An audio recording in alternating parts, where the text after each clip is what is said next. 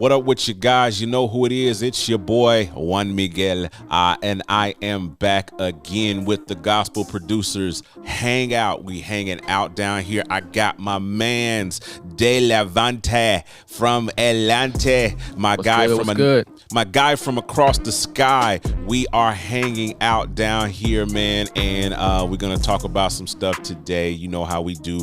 There's always a topic of the hour. We try not to go an hour, but sometimes we do. But you know, the topic of the hour we're going to be digging into today is Dolby Atmos and its relevance to the gospel music industry and mixing and all those things like that. So we're going to try to dig in and tap into some of that stuff today and kind of see how those things pop, man. But how you doing, bro, man? How you holding down, man? What's going down there in ATL? Man, I'm doing good, man. You know, we again, technical difficulties trying to get started this morning, man. It's always like Mondays and it's just all the weirdest stuff happen, man. Always. And then like it's cold in the mornings here, man. We waking up and it's like 40 degrees, but then in the afternoon time it's gonna be 75. So you trying to dress for that type of weather, man. It's just crazy, man. How about you, man? How's everything? Same here, man. Schizophrenic weather going on down here. I got up this morning like super cold. Then I run in the mornings and stuff like that. I do about 2 to 3 miles. I'm trying to up it to get to like 5 miles. That's my goal by the end of the year, to be able to run that in the mornings. But I got up to two and a half, doing that right about now. That's major. That's about all I can take. That's coming down from walking. Like I'm running now. I was walking 2 months ago. Now my endurance and my stamina and all of that stuff, the weight loss, all of that yada yada yin yang, is happening because of it. So that's pretty dope. But yeah, I got up this morning. It was super cold, dude, like super cold, and I was like, I don't want to go out here because I run outside. I thought about doing treadmill, but I was like, I don't want to go out here. But I know I need the resistance that outside running brings you, like when you're running, because you got actual hills and actual elevation up and down. Right. Anyway, it's a music podcast. We ain't come to talk about health and all of that stuff like that. You guys don't really. I mean, it is Musicians Health Month, though. It is. So, and we got the Musicians Health Coalition kind of sit to the side.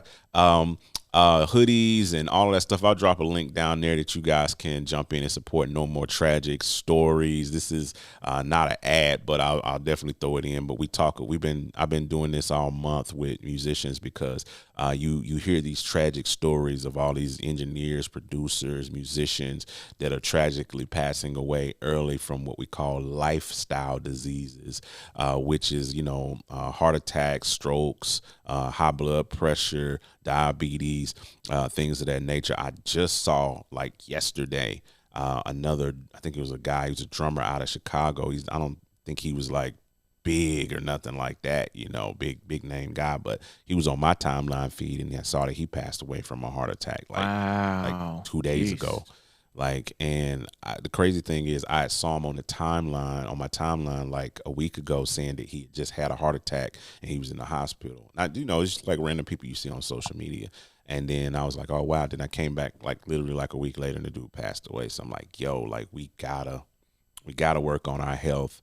We got to get these things in order. So that's what No More Tragic Stories, Musicians Health Coalition. If you guys see that stuff on the channel, see me talking about that stuff, that's what it's all about. I'm trying to be a proponent for other musicians and producers and all of us creatives to live healthier and better lifestyles. And that's birthed out of my own health issues that I've been struggling with myself over the past like 3 to 4 months, dealing with diabetes, type 2, yada yada yin yang, all of that good stuff like that. But again, I'll drop some information down below in the show notes and all of that for you guys to check out if y'all are interested in joining the coalition, so to speak. But anyway, man, topic of the day is Dolby Atmos, spatial audio, all of those things like that. That's like a hot push button thing right now in the music industry. And I was actually on my run this morning, crazy enough.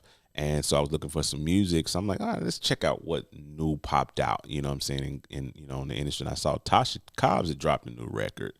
And it was in spatial audio, You know what I'm saying? On Okay. So I was like, okay, cool. Let me check this out. This is right on time. Me and my man's was talking about doing a piece on spatial audio in the gospel industry. So like, I'm like, what is that?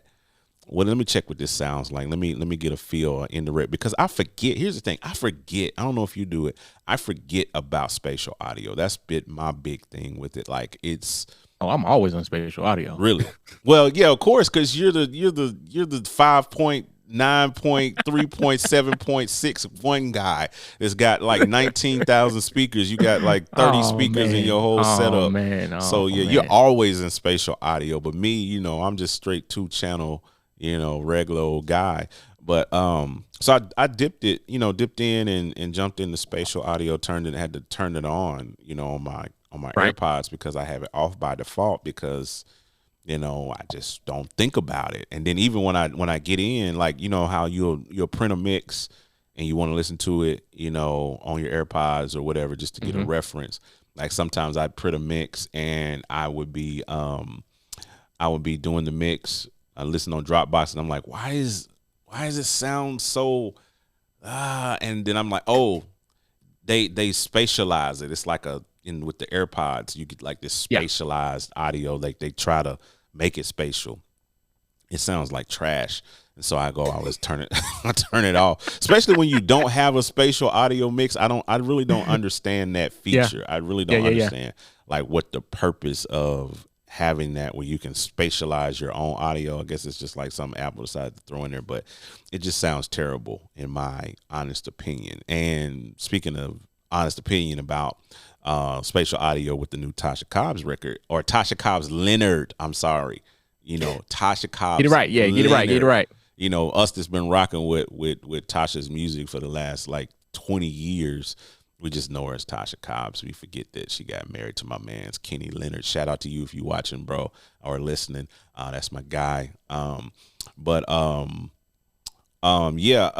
I took a listen to the spatial, and I went back and forth between the spatial version and the stereo version, and I didn't care for it. Like, number one, and this is spatial audio, Dolby Atmos by default. The LFS, RMS levels are way, way lower than stereo audio. So you're talking like -18 to -20 LUFS in comparison to a traditional stereo mix, which is probably hitting somewhere around 12 to 14, -12, -14 LUFS. So, maybe even 8. And even 8, like Jason Joshua or somebody like that. Yeah, you know what I'm saying? So we're used to loud mixes. And so immediately when I turned on spatial audio, like, it got quiet. You know, that was the first thing I noticed. Like, and I guess I felt more space in the mix. I definitely heard more reverb. It felt like the verbs and the delays were a little bit more prevalent. But I wasn't hearing all of this crazy, you know, what they be talking about, stuff going over your head and all of that stuff. Like, I wasn't hearing anything nuts like that. And it didn't really feel as immersive to me. You know what I mean? Like, as they claim that it's supposed to sound. It more so, I'll tell you exactly what it sounded like. It sounded like they took, and I know they didn't do this, they properly mixed this in spatial audio and Dolby Atmos. I'm positive of this.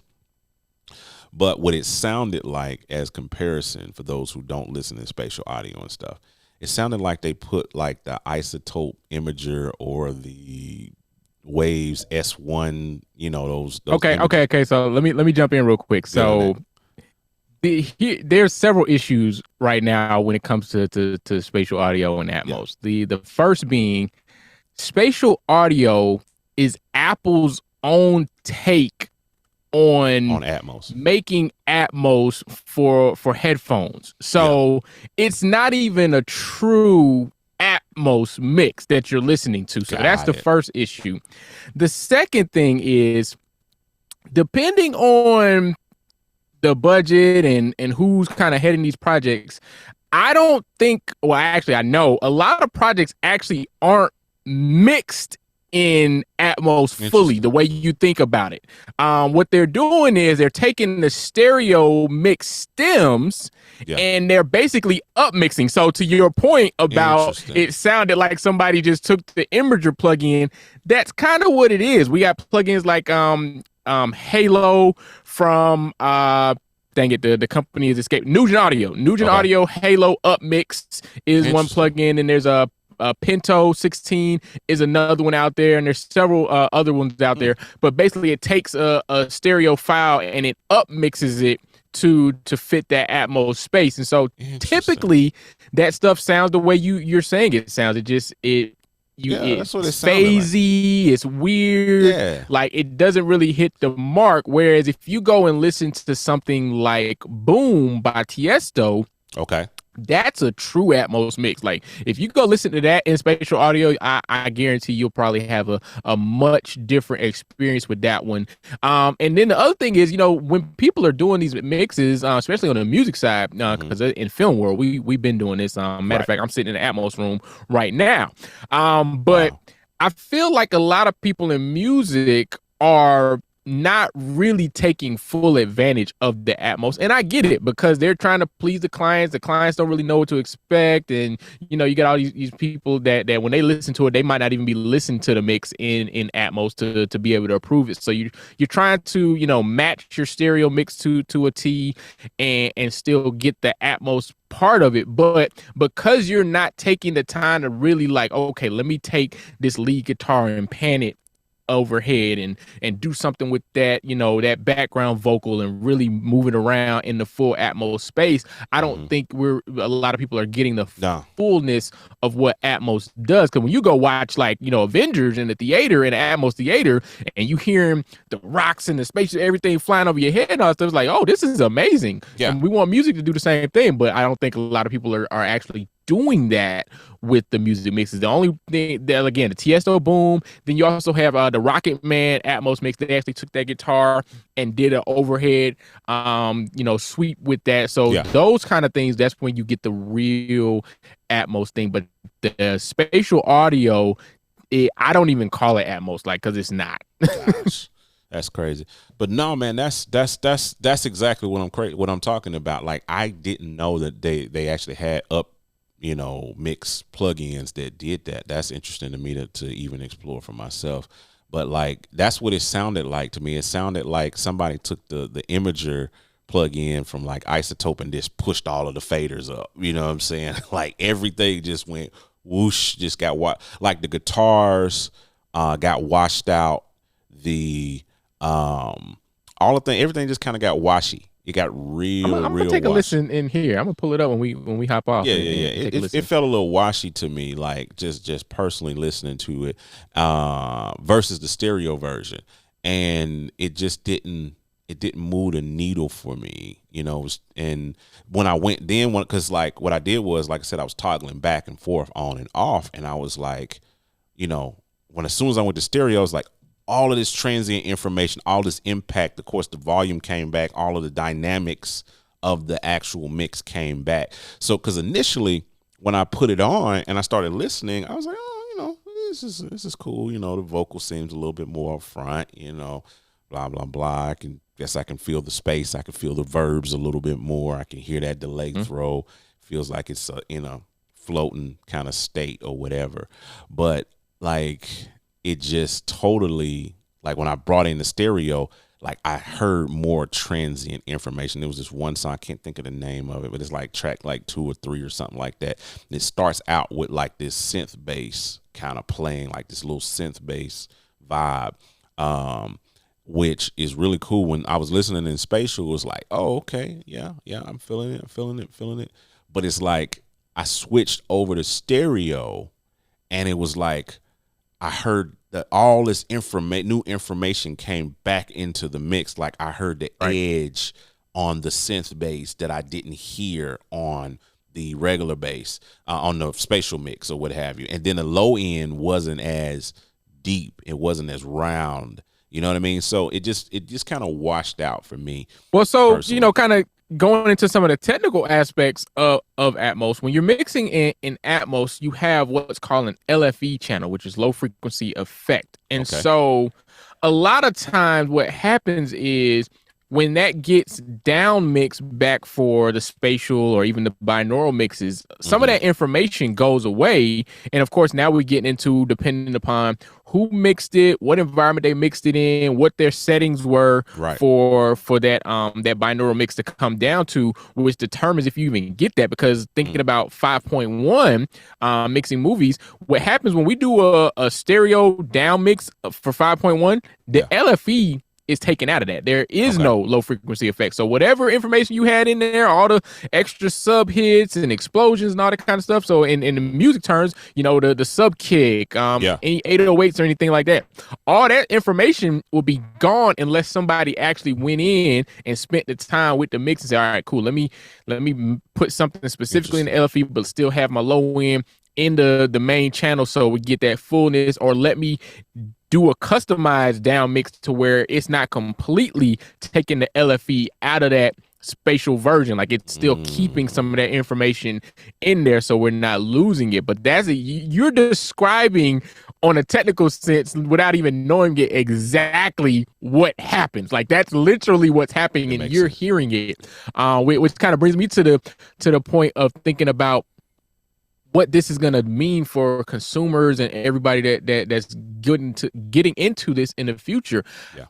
I think Apple, unfortunately, in their quest to kind of make this available to everybody and to create something that consumers can have, they might also be deterring people from it because the implementation isn't that great.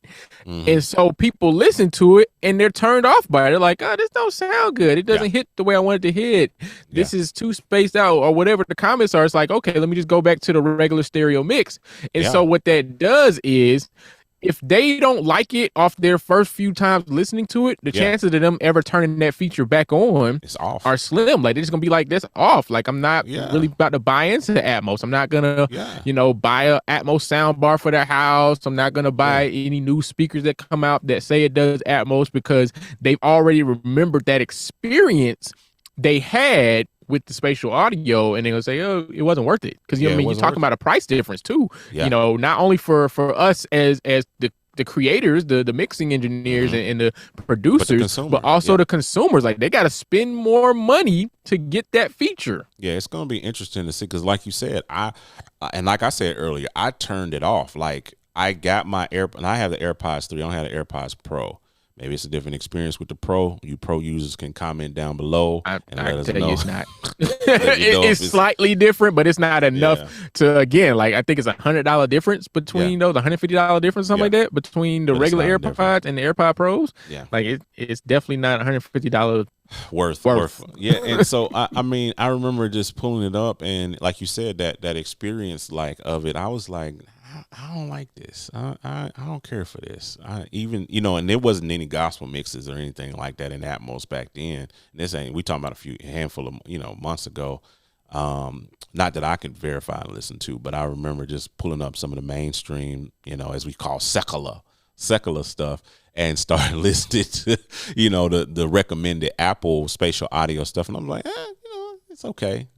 This is cool, I guess. And then it didn't win me over.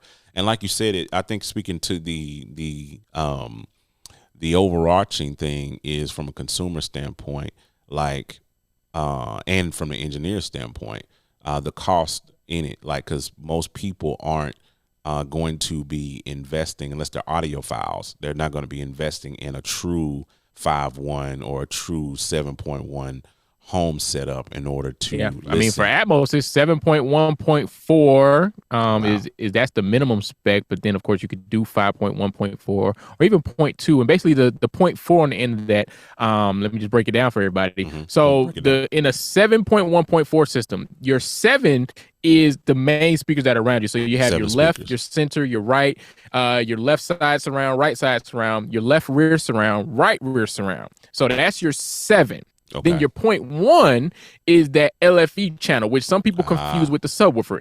Even though we send it out to a subwoofer, technically it can go to any speaker that can reproduce those frequencies. So it's just a channel.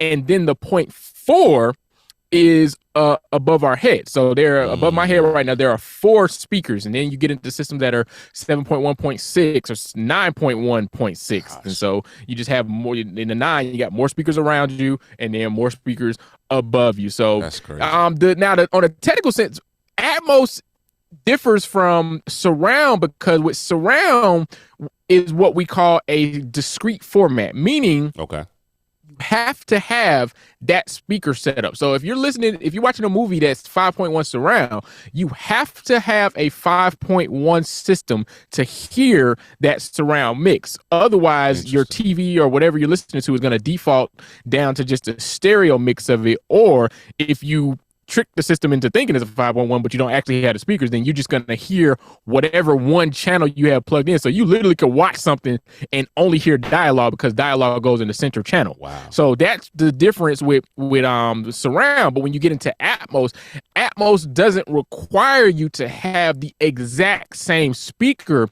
system. Like Atmos has a lot of metadata that's going on in the background that's basically just talking about the positioning of a source. So you might have, we'll take a shaker for an example, and that shaker you might pan around. So you pan it across the front, and you pan it to the back, you pan it to the ceiling. And so it takes that information, and even if you mixed it in a 9.1.6 environment, it's going to take that metadata and say, okay, cool, it was mixed this way, but the playback system is only a 5.1.2 system. Okay, cool. So it's going to manipulate that data to play back on that system in as close of a representation as it can, but it's not going to stop you from literally hearing the mix. Whereas with a discrete system, if you don't have the speakers, you don't have the speakers. You just won't hear that information at all. And that's how we get to spatial audio, to where, they can do these binaural cool things with the headphones and stuff like that, is because it's just taking the data and it's processing it to work for that particular playback system. That's a lot of point 4, point 3, point 5, point 6, point 9, point 20. I was just sitting there. That I'm gonna put that graphic on the screen now, where the little thing that they put in with all of the numbers and the division and all of that stuff I'm gonna put that up on the screen. So that was what was going through my head when you was just start saying point this and point that, point 6 and 3.4 square root of pi times 3. And that was there's definitely some audio nerds I know that get down off into all of those details. And when you was talking there on the other side, like, yeah, exactly. And I'm just sitting here like just a good question mark on my forehead. Like, you lost me at point. Once you went to 9 point whatever it was, I was like, yep, I'm 9.1.6. I did the Shark Tank. I said, and for that reason, I'm out. It's just like, I can't. Yeah, I mean, so you saying you out, meaning that you're not even considering doing an Atmos setup. Nope. That's too much to even think about, because, like you said, like there's a consumer added cost for that, but then there's also, if as an engineer, if I'm going to mix in, that means I'm gonna have to do a 7.4 system, which that means I'm gonna have to not only retrofit all these speakers in the places that they need to be, but I'm gonna need to hire an acoustician, however they say it, to come in and evaluate that setup, to try to make sure that I got everything placed where it needs to be, that the room can handle that. It's not just buying 9. I'm pretty sure you can speak to this. I can think of that even without going into all of the details. I'm pretty sure that it's not just buying 9 speakers and just, I'm gonna put one over here, one over here, and I'm gonna you said 4 up here, I'm gonna throw 4 up here. I know there's math that's involved in all of that. Yeah, well. I mean, now you can. Like, just the same way you've seen stereo setups that you look at, you're like, that ain't how you do it. So you definitely can just buy the speakers and just slap them up and put them wherever you want to. How that's gonna play out for you, I don't know. Results I'm not may going to say that vary. you can't do good music, because I mean, we've heard stuff come out of bedrooms that wins Grammys. So I'm not definitely not going to say that you can't, but it's definitely going to be harder for you. Because the thing you got to think about too is it's already hard enough to get a room sounding good for stereo, especially if you just got a square room with minimal acoustical treatment and you're just trying to get a decent, stereo 2.1 system. So you got left and right speaker and a subwoofer. I mean, that's tough enough to get sounding right. So now you're talking about adding 12 speakers to that room, and the acoustics aren't right. And the timing of the speakers aren't right, because now you, with Atmos, even surround sound, you have to calibrate the system. Like there is no, I can just kind of get by. Like, I mean, you got to, like, my ceiling speakers are delayed. That's what I thought. Because I talked to a little bit. I talked to one of my homeboys. He's building out a Atmos system right now, and he called me because he was looking at getting the PreSonus interface. He's trying to find his right interface that he's going to use for it. And so he's like, I got a deal that I might can get on this PreSonus Studio Live Rack 24, and it's got 12 outputs on it. And he's like, but I need to know, can I delay the outputs? Can I delay, the milliseconds on the outputs? And I was like, I never even looked at that. And so we dug in right there in universal control and saw, yes, you can, on any out, you can actually delay it. And then he started spitting all the math at me. Yeah, I need about 4.3 milliseconds of delay on this, and I need about 3 point whatever milliseconds delay on this speaker, and I need about here and because he's trying to build it out. And so he's calculating all of the math involved of. So I was like, wow, I didn't even know that was a thing. So you can't, so like you was just talking about, you can't even just, it's not as simple as even just plugging up 7, 8, 9, 12 speakers, not if you want it to be right and you want to make it your life easier on the mix. Because I mean, even stereo mixing, man, I've learned through the years that, you can do certain things in untreated rooms and with speakers that aren't that great. But, man, how many trips to the car is that? How many times are you listening on headphones or listening to other systems?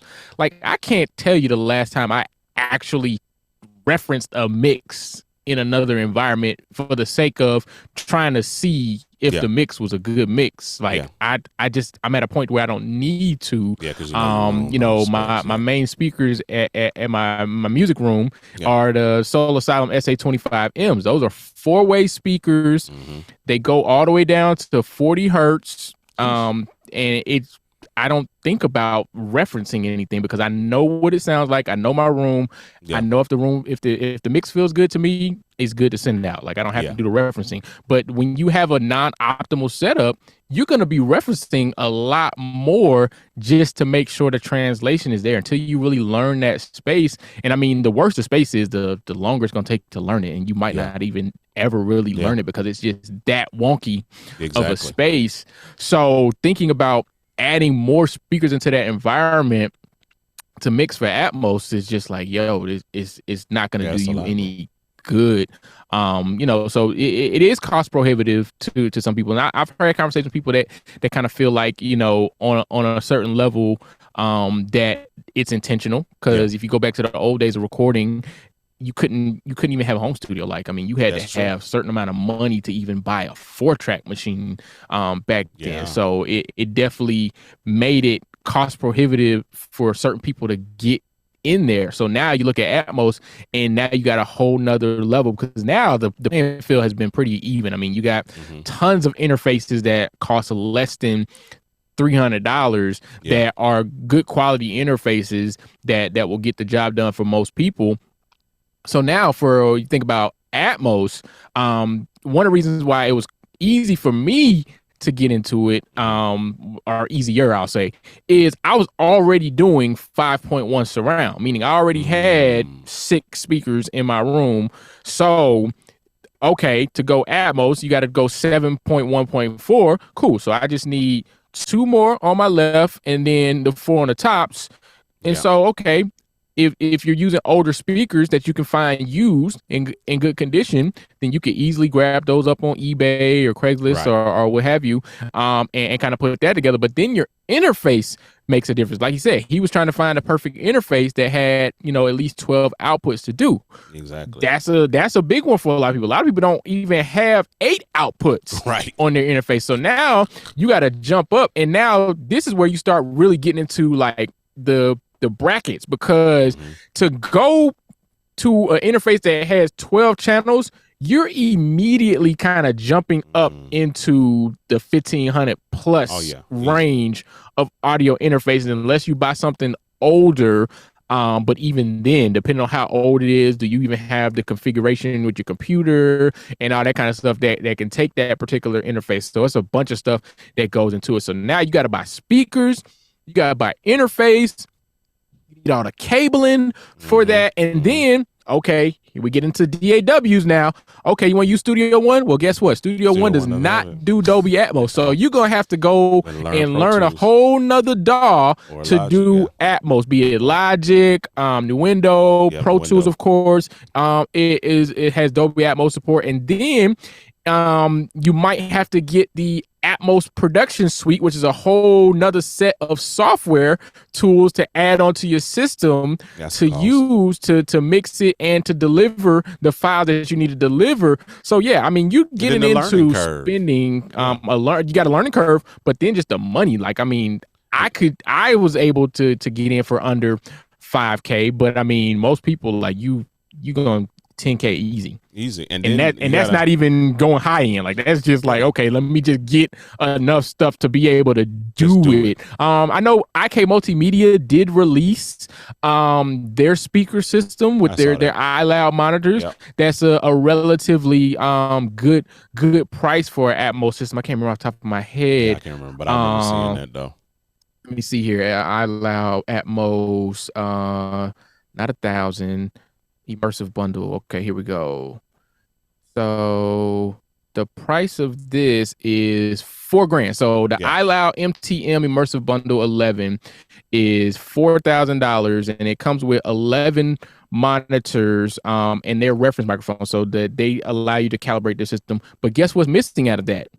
A subwoofer. You don't have a subwoofer for your LFE channel, so you're still going to need to buy an additional woofer to get down there for that LFE channel, unless you just got a one already lying around that you can use in that system. So I mean, that's one of the least expensive setups, and that's not even what most people would consider high-end monitors. I mean, it's the IK Multimedia, the little bitty, ones you see people with on their desktop. It's those monitors. But I mean, it gets the job done. In a room this size, they actually probably do pretty well, because it's not a huge room.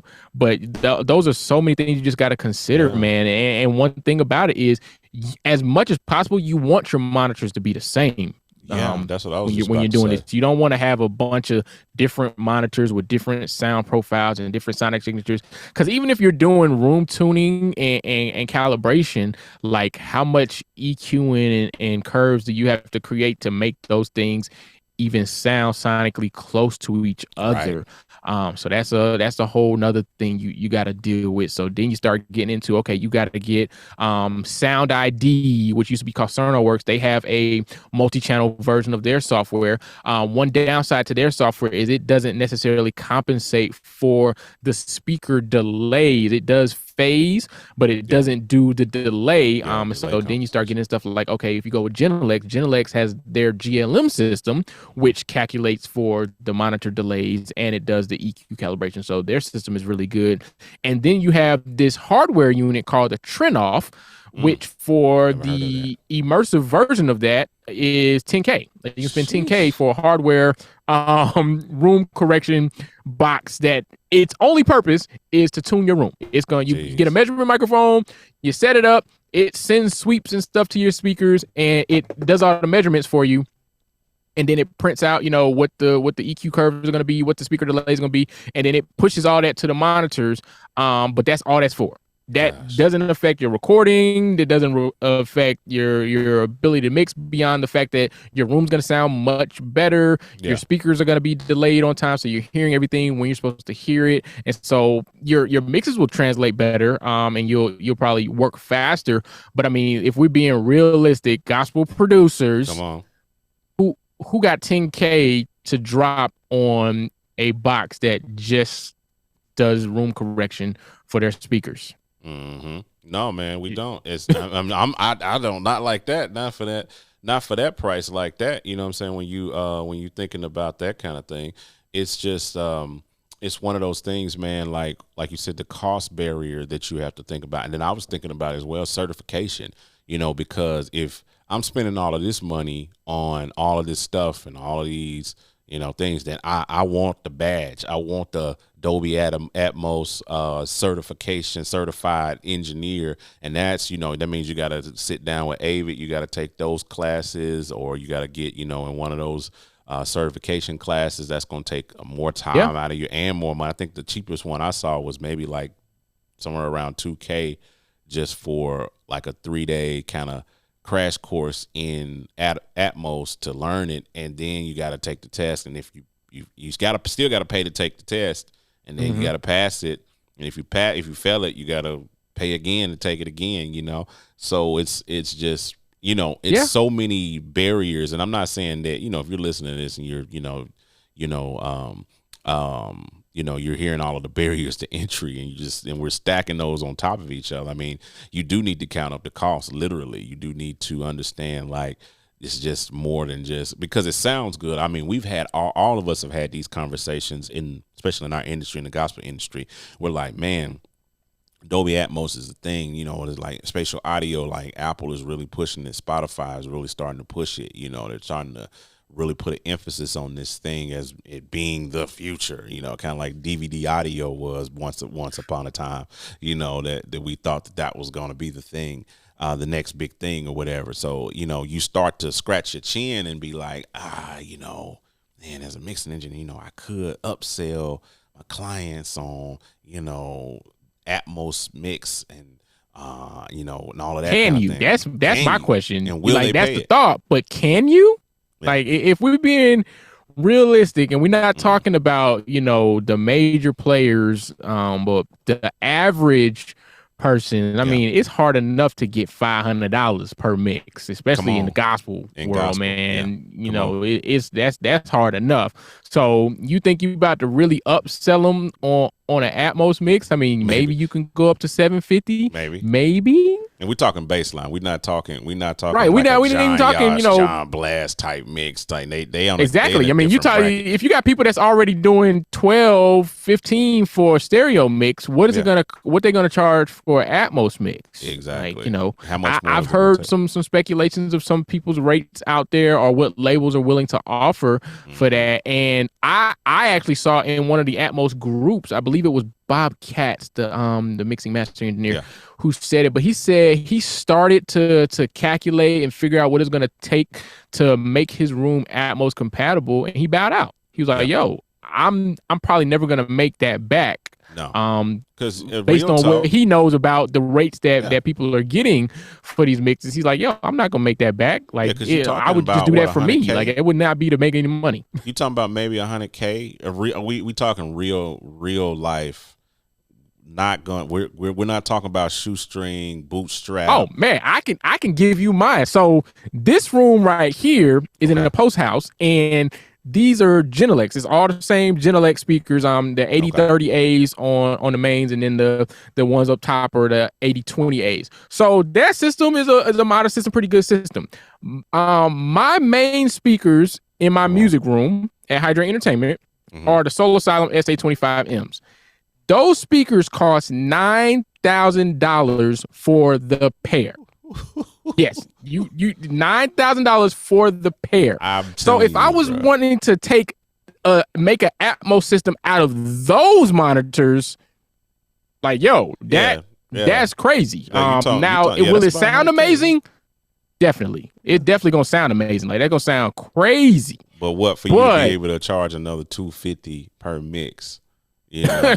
Right. Maybe. I mean, because you got to first sell them on the whole Atmos thing. Like, you got to sell them on that mix, and then you start to get into reviews. How do people review these mixes? Well, unless they got an Atmos system, the only real way for them to review it, you got to let them come to your studio and listen to it in Atmos. Otherwise, you can send them an MP4 file and they can play it through Apple and do the spatial audio thing. But that's not a true Atmos mix. So they may or may not even approve of the mix because of they're not really hearing it in its rightful environment. So yeah, there's a bunch of stuff to consider, man, when you think about getting into this, man, and the future. Who knows what the future holds, man? I don't know. I'm honestly on the fence about it. Obviously, I'm working in it, but I'm doing movies and music, so I got a different footing on where I'm at career wise. But if I was just doing music only, I don't think I would be jumping into Atmos as quickly as possible, because I mean, it's expensive, man, and I don't know if anybody's gonna pay additional. That's the big issue. If you're going to be able to get additional money, sure, if you're offering the service and it's at no different cost to the customer, then sure, they'll be like, oh yeah, I'd love to get an Atmos mix. You know, if it's going to cost me the same amount. But realistically, no, because it's more work to do the Atmos mix. Like, it's not, you know, if you already spend 8 hours on a stereo mix, and the Atmos mix probably maybe take you 12 hours. Like, exactly. Yeah, because you're going to spend more time, so you need to make more money. Like, nobody in their right mind realistically wants to say, all right, I'm gonna start offering Atmos, I'm gonna drop all this money on my setup, and then I'm gonna charge the exact same thing I've been charging for stereo mixes, for Atmos mixes. No, bro, that's not ain't happening. It makes me think about I'm pulling up this article that I think you shared this is how I even saw it, was Bob Clearmountain. He was talking about Dolby Atmos, and this is a quote from himself. And we all know, you know, if you're a mixing engineer and you don't know about Bob, you ain't followed his career, then you know you need to go study this dude. But anyway, he says, I shouldn't say this, but I think in a couple of years Dolby Atmos is going to go away. And I know he's meaning for music, because it's been in the you know, the film industry for, you know, ever, quite a while. but he's talking about for music. And you know, I'll link this article below. It's a very interesting article that actually is basically a rip of the audio from the podcast that they did. But there was this part in here. Let's try to see where he said that, because they really go in and they talk about all of the different things. And they talked about, you know, in the box. It's almost all the way at the bottom, I think, is what you're talking about. Right after the video clip where it says this place is insane. I think he says I shouldn't say this probably, but I think in a couple of years it's gonna go away. That whole paragraph right there. There it is. So let's look at this right here. I'm gonna highlight this. That's what I was looking for. That's exactly what I was looking for. He says I shouldn't say this probably, but I think in a couple of years it's going to go away. I really do, he confides. I think people will say, okay, the headphone thing doesn't really do anything. That's what I said. That it's not really doing much. And I can't afford to put an Atmos system in my home. And the stereo's fine. It'll fade away, but I don't know. Maybe not. I hope that the opposite happens. I'm hoping that these home audio companies, whoever it is, Sonus, Pioneer, Sony, will come up with an inexpensive Atmos systems that people can put in their living room. So that's something to think about. But that sums up my sentiment exactly. Like I said, if they don't make it, you know, 100%, you know, where I can go. What's that company I always think about? On, when you go into Walmart, it's like ONN, on. I don't know if you've seen their stuff. Yeah. And they do all on the TV little, or whatever it is. It's like TV on, the computer be surf on, you know, everything is something on, you know, they guess they'll do, you know, Atmos on or whatever. I don't know. You know, like unless a company like that comes up with a $200 Atmos system that you can just put up in your house and plug it in, you know, or somebody comes up with some kind of weird, you know, super spatial, like you was talking about, Dolby Atmos sound bar that you just put up in one place and it just some kind of way algorithmically, tunes your whole room, and it costs $350. Right. And it sounds good. That's the thing. I have an Atmos sound bar. Oh wow. I mean, it's cool, but it's expensive. If it's not set up right, it wasn't that expensive. I got it during Black Friday, so I got a deal on it. But if it's not set up right, the room isn't, the right orientation and all this kind of stuff, then it doesn't really do what it's supposed to do. Like, I mean, you get a little bit of the effect, but it's still not the same as actually having even a for music on Atmos and it works system. It works for video. Right. I mean, it's for video, but if it's not a true setup, it's hard to really get that playback, man. Like the sound bouncing off of the ceiling is not the same as an actual speaker in the ceiling firing down at you. It's not the same. It's not the same. And we're not 98% of us listeners, music listeners, aren't audiophiles. You know what I mean? Like we don't have audio listening rooms in our houses that we go into that are, like you said, the whole Atmos setup, and we're just gonna sit in the chair and we're gonna really enjoy our music like that. No, we're listening on AirPods, we're listening on Beats, and we're listening on all of these different Google Home, the Apple little box, and my kids, they have the we call it an Alexa, of course, but the Echo Dot. They love the Echo Dot. Like we have one of those in just about every room of our house because they're stupid cheap. You can get them things for like $15 now. Right. And Prime Day tomorrow. Yeah, exactly. Early access. We have them all around the house.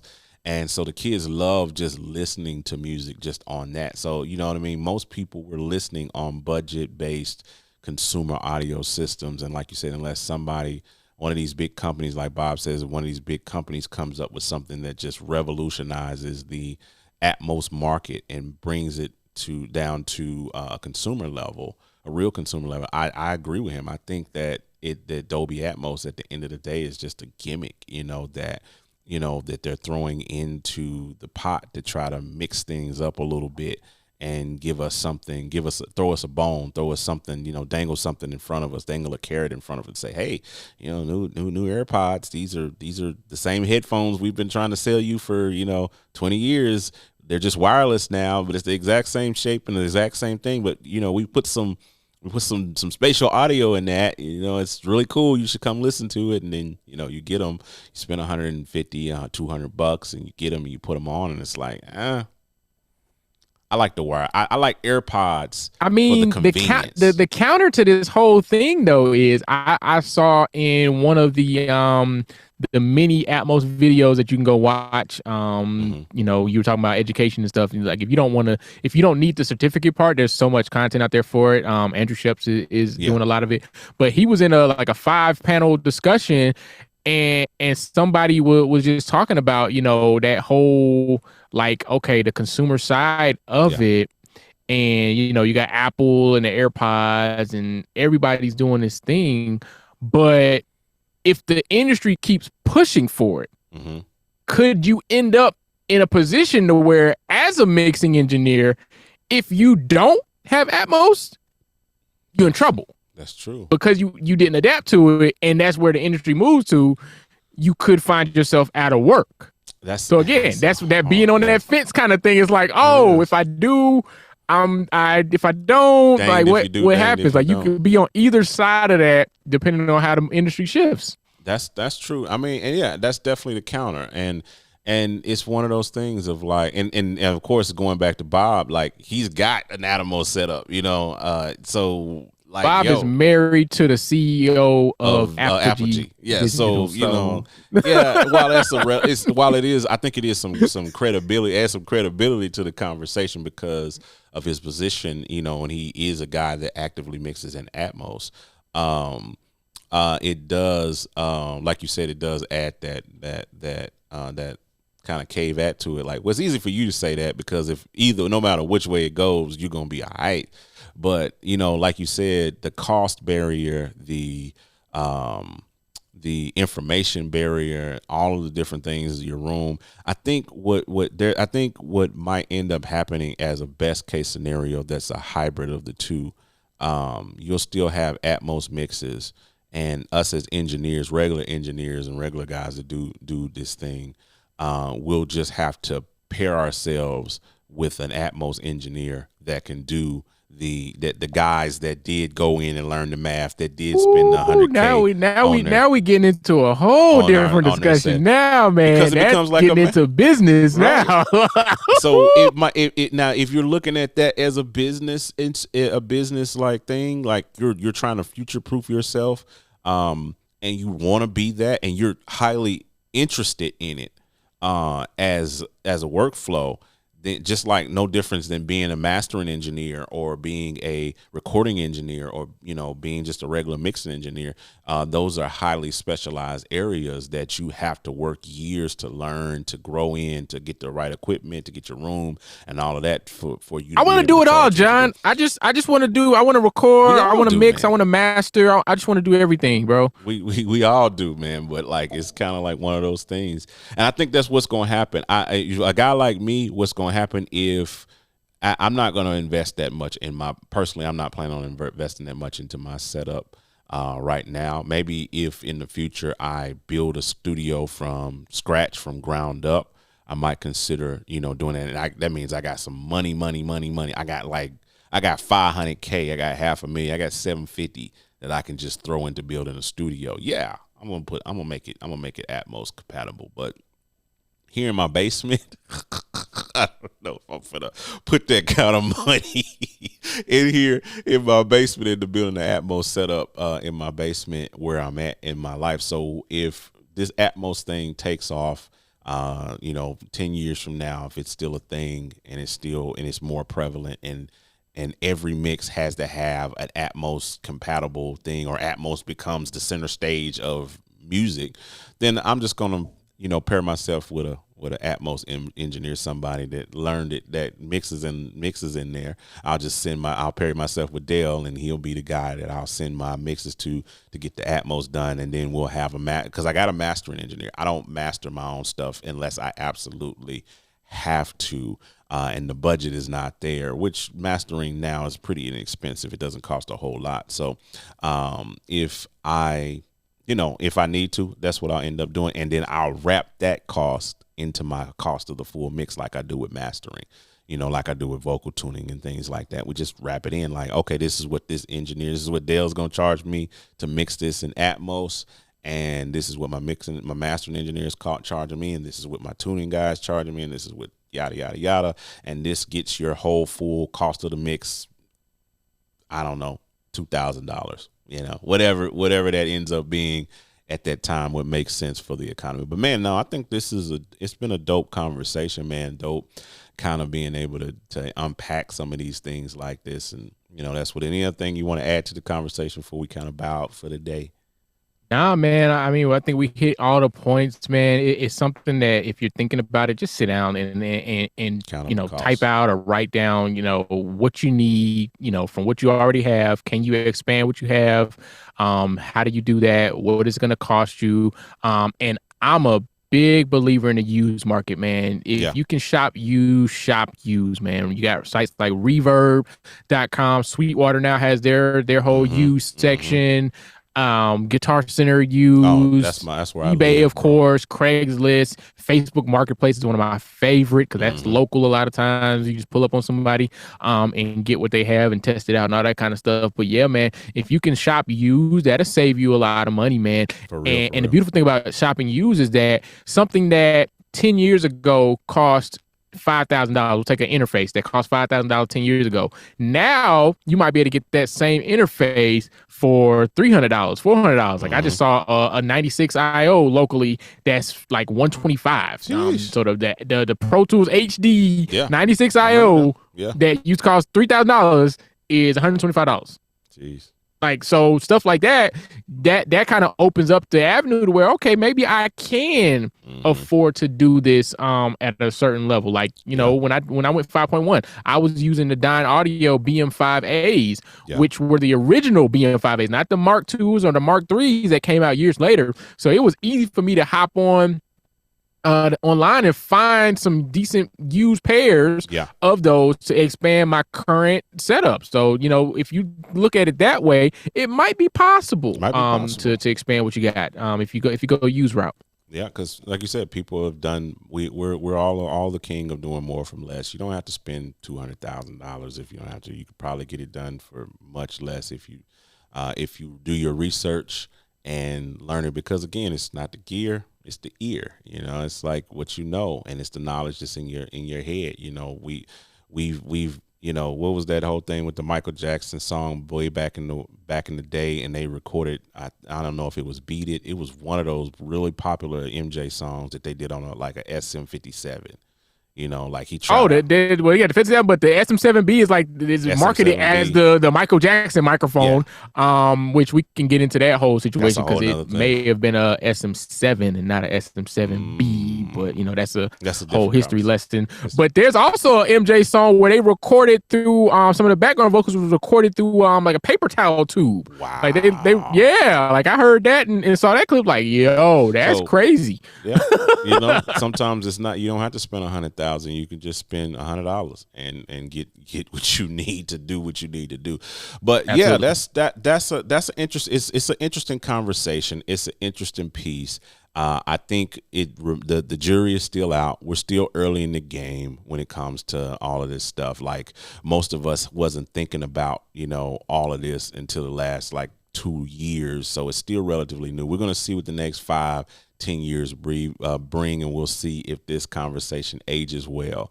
You know, we'll be coming back 5 years from now saying like, yo, you remember Atmos, man? You remember Spatial Audio? Man, I'm glad I didn't spend $100K, bro.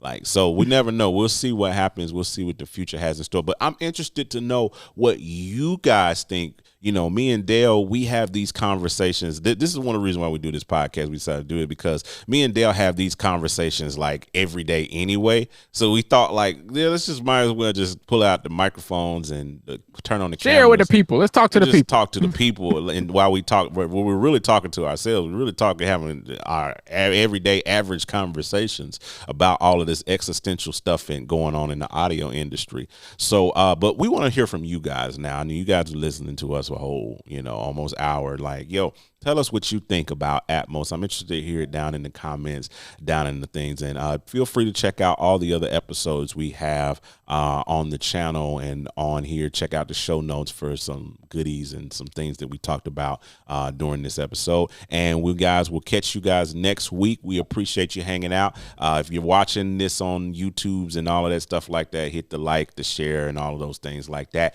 And we're out. We'll talk to you guys later. Peace. Holla.